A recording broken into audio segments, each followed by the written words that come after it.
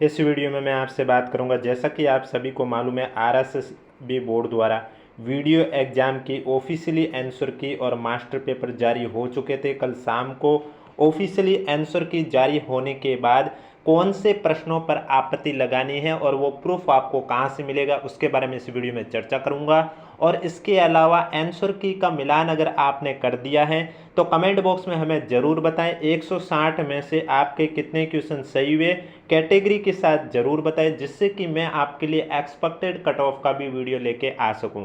क्योंकि एग्ज़ाम आपने दिया है, आपके कितने क्वेश्चन सही है ये आपको मालूम है, हमें मालूम नहीं है।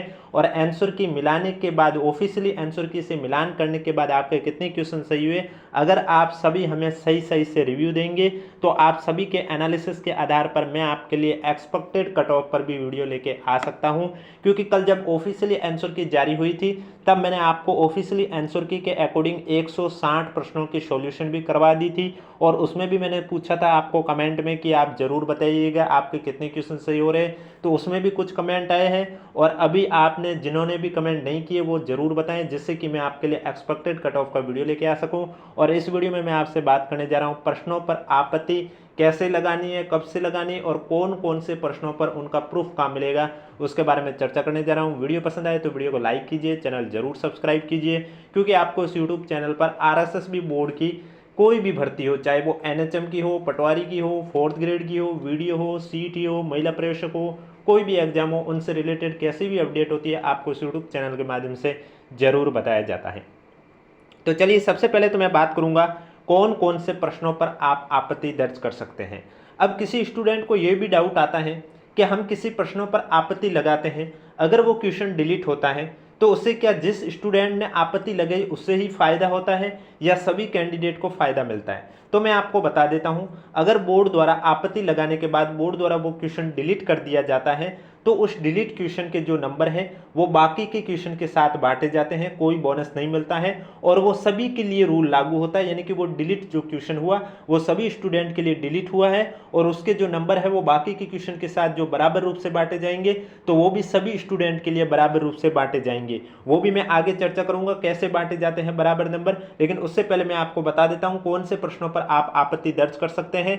मेरे द्वारा बताए गए के अलावा भी अगर आपको कोई क्वेश्चन लगता है कि इस पर भी आपत्ति दर्ज करनी चाहिए तो कमेंट बॉक्स में हमें जरूर बताएं। एक क्वेश्चन जो कल आपकी आंसर की जारी की गई थी उसके अकॉर्डिंग 84 नंबर का क्वेश्चन, जिसमें लिखा हुआ है कि राजस्थान में सीमेंट उद्योग के तीव्र विकास में निम्नलिखित में से कौन सी एक मुख्य बाधा है, निम्न में से सबसे उपयुक्त विकल्प को चुनें। तो आपके पास ऑप्शन है अद्यतन उत्पादन तकनीक, विद्युत की अनियमित आपूर्ति, सीमेंट की पर्याप्त मांग, कोयले की कमी। तो इसको जो बोर्ड ने करेक्ट आंसर माना है कि राजस्थान में सीमेंट उद्योग के तीव्र विकास में निम्नलिखित में से मुख्य बाधा कोयले की कमी को माना है।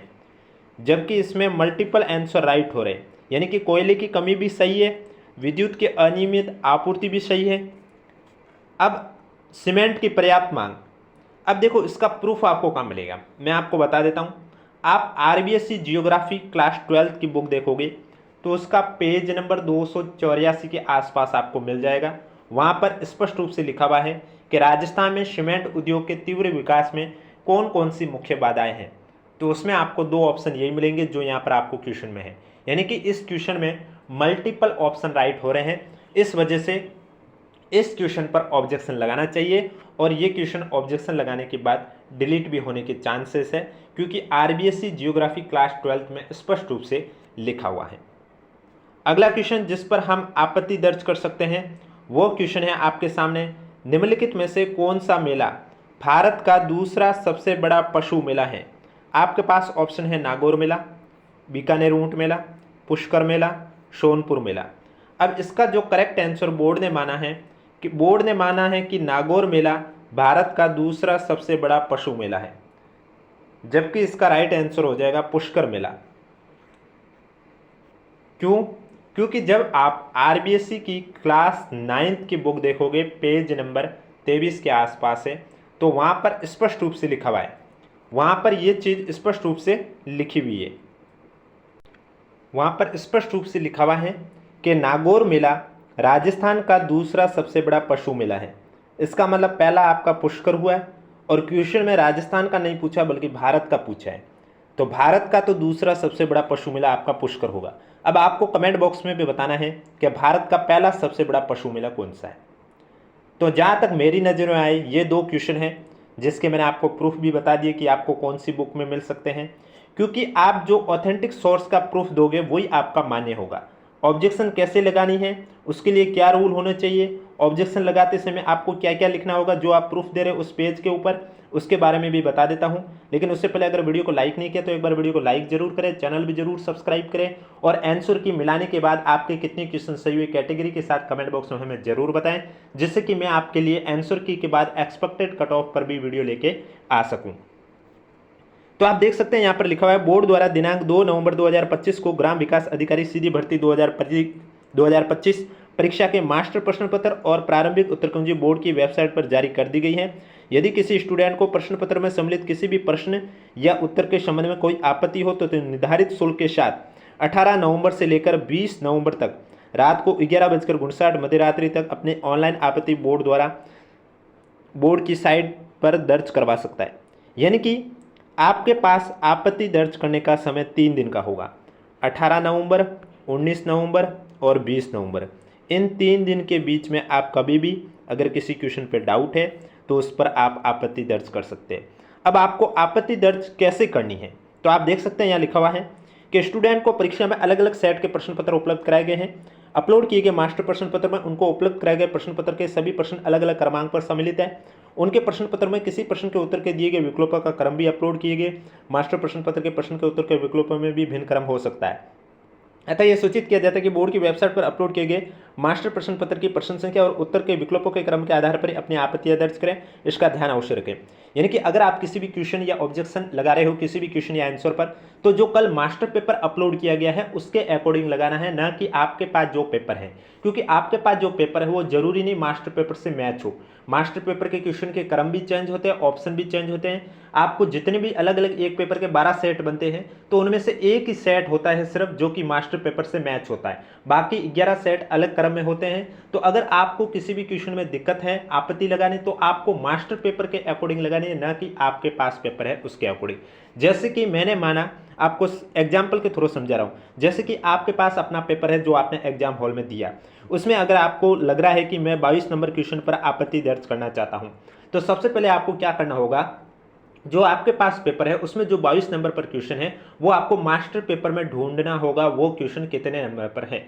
माना कि मास्टर पेपर में वो क्वेश्चन 84 नंबर पर है, तो फिर आपको अब आपत्ति 22 पर नहीं दर्ज करनी है बल्कि 84 नंबर क्वेश्चन पर दर्ज करनी होगी। और इसके लिए जो प्रूफ देना होगा वो भी ऑथेंटिक बुक का देना होगा। और प्रूफ देते समय आपको क्या क्या पेज पे लिखना है वो भी मैं आपको बता देता हूं।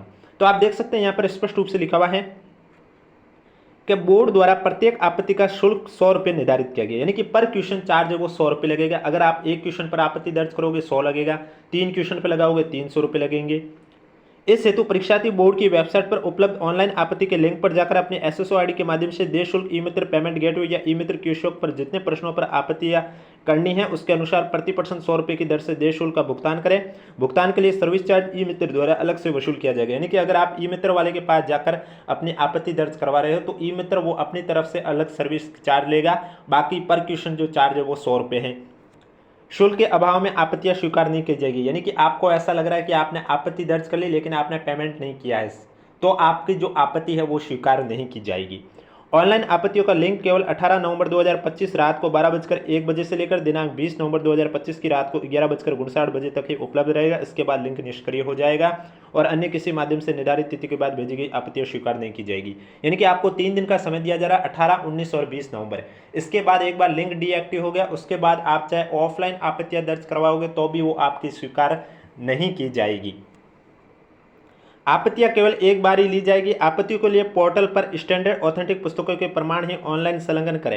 यानी कि जो स्टैंडर्ड बुक है आरबीएससी की ले लो, चाहे कोई भी अन्य ऑथेंटिक बुक होती है, उनका ही प्रमाण आपको ऑनलाइन संलग्न करना है, ना कि दूसरी बुकों का। ऐसे प्रमाण के अब देखो, आप जिस पेज का प्रूफ दे रहे हो उस पेज के ऊपर आपको क्या लिखना होगा। ऐसे प्रमाण के प्रत्येक पृष्ठ पर अपना रोल नंबर, संबंधित प्रश्न की क्रम संख्या लिखकर ही अपलोड करें। यानी कि आपको पेज के जो भी पेज का प्रूफ दे रहे हैं उस पेज के ऊपर आपको अपना रोल नंबर लिखना होगा और जिस प्रश्न पर आप आपत्ति दर्ज कर रहे हो उस प्रश्न नंबर लिखना होगा। संदर्भ में आपको पुस्तक का नाम लिखना होगा, लेखक का नाम लिखना होगा, प्रकाशक का नाम लिखना होगा, संस्करण वर्ष लिखना होगा और पृष्ठ संख्या भी लिखा जाना आवश्यक है। संदर्भ में आपको कौन सी पुस्तक से आपने ये पीडीएफ लिए, जिस पुस्तक से पेज लिया उस पुस्तक का नाम, लेखक का नाम, प्रकाशक का नाम, पुस्तक कौन से संस्करण की है, कौन सा वर्ष, पृष्ठ संख्या, ये सब चीज़ें आपको लिखनी होगी। वांछित प्रमाण संलग्न नहीं होने की स्थिति पर आपत्तियों पर विचार नहीं किया जाएगा। अगर आप पेज डायरेक्ट ही अपलोड कर रहे हो, जो अभी मैंने बताई जानकारी, एक चीज़ भी आपने अपलोड नहीं की, तो आपकी आपत्ति पर विचार भी नहीं किया जाएगा। यदि किसी स्टूडेंट द्वारा ऑनलाइन आपत्ति दर्ज करते समय साक्ष्य के मूल कंटेंट के कूट रचना कर अपलोड किया जाता है, तो ऐसे स्टूडेंट के विरुद्ध बोर्ड के विनियमों के अंतर्गत कार्रवाई आपराधिक प्रकरण दर्ज करने के लिए कार्रवाई की जाएगी। यानी कि अगर आपने ऐसा कर दिया कि जैसे कि आरबीएसई बुक का आप प्रूफ दे रहे हो, लेकिन आपने जो आरबीएसई बुक में लिखा हुआ है उसको काट कर अपनी तरफ से कुछ जोड़ दिया और फिर वो आप प्रूफ दे रहे हो, तो इस पर आप पर कार्रवाई भी की जा सकती है। इसलिए ऐसा आपको बिल्कुल नहीं करना। जो बुक में लिखा हुआ वही डायरेक्ट आपको वहां पर प्रूफ देना है। जिन स्टूडेंट ने ऑफलाइन आवेदन किया, परीक्षा में सम्मिलित हुए, उनमें से यदि किसी परीक्षार्थी को प्रश्न पत्र में सम्मिलित किन्हीं प्रश्न या उसके उत्तर के संबंध में कोई आपत्ति हो, तो सचिव राजस्थान कर्मचारी चयन बोर्ड दुर्गापुर जयपुर के नाम से निर्धारित शुल्क 100 रुपये प्रति प्रश्न देय शुल्क का पोस्टल ऑर्डर आपत्ति के साथ संलग्न कर 18 नवंबर 2025 को सुबह 10 बजे से लेकर दिनांक 20/11/2025 की शाम 6 बजे तक अपने ऑफलाइन आपत्ति निर्धारित प्रपत्र में व्यक्तिगत उपस्थित होकर बोर्ड कार्यालय के स्वागत कक्ष में जमा करवा सकते हैं। यानी कि जिन्होंने ऑफलाइन आवेदन किए हैं तो वे स्टूडेंट तो ऑनलाइन तो ऑनलाइन आपत्ति तो दर्ज नहीं कर सकते हैं, क्योंकि जब उन्होंने ऑनलाइन फॉर्म ही फिल नहीं किया तो एसएसओ आईडी में उनको शो नहीं होगा, तो फिर उन्हें ऑफलाइन ही आपत्ति दर्ज करनी होगी। और ऐसा कोई कैंडिडेट जिसने ऑफलाइन आवेदन किया और वो आपत्ति दर्ज कराना चाहता है, तो जितने प्रश्नों पर आपत्ति दर्ज करनी है पर क्वेश्चन 100 रुपये के चार्ज के हिसाब से आपत्ति दर्ज कर सकता है। उसके लिए जो उसे समय दिया गया है 18, 19 और 20 नवंबर। 18 नवंबर को सुबह 10 बजे से लेकर 20 नवंबर की शाम को 6 बजे तक आप आपत्ति दर्ज करवा सकते हैं। आपको जाना होगा जयपुर में, राजस्थान कर्मचारी चयन बोर्ड सचिव दुर्गापुर जयपुर के नाम से।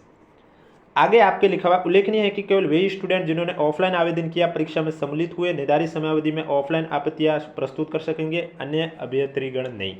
यानी कि ऑफलाइन आपत्ति वही दर्ज कर सकते हैं जिन्होंने ऑफलाइन आवेदन किया है और परीक्षा दी है। जिन्होंने ऑनलाइन परीक्षा दी है वे ऑफलाइन आपत्ति दर्ज नहीं कर सकते। परीक्षार्थी द्वारा आपत्ति शुल्क के पेटे अधिक जमा कराई गई राशि का किसी भी स्थिति रिफंड नहीं होगा, अतः आवश्यकता अनुसार देय शुल्क जमा कराए। यानी कि आप ऐसा नहीं हो कि 10 प्रश्नों पर 20 प्रश्नों पर आपत्ति दर्ज करोगे फिर आपको लगेगा रिफंड मिलेगा। रिफंड कुछ नहीं मिलेगा, चाहे आपकी आपत्ति सही हो या गलत हो। इसलिए आपत्ति सोच समझ कर ही लगाए। जिन प्रश्नों पर आपको लगती है कि आपत्ति दर्ज करनी चाहिए उन्हीं प्रश्नों पर लगाए। अब कोई भी डाउट है तो नीचे कमेंट बॉक्स में पूछिए। वीडियो पसंद आए तो वीडियो को लाइक कीजिए, चैनल जरूर सब्सक्राइब कीजिए और कमेंट बॉक्स में हमें जरूर बताइएगा आंसर की के मिलान करने के बाद आपके कितने क्वेश्चन सही हो रहे हैं, जिससे कि मैं आपके लिए एक्सपेक्टेड कट ऑफ का भी वीडियो लेके आ सकता हूं। तो आपको क्या करना होगा, कमेंट बॉक्स में कितने क्वेश्चन सही हुए और इसके अलावा आपको ये बताना आपकी कौन सी कैटेगरी है। और पेपर की पीडीएफ, आंसर की पीडीएफ आपको हमारे टेलीग्राम चैनल पर देखने को मिल जाएगी, जिसका लिंक नीचे डिस्क्रिप्शन में दिया हुआ है।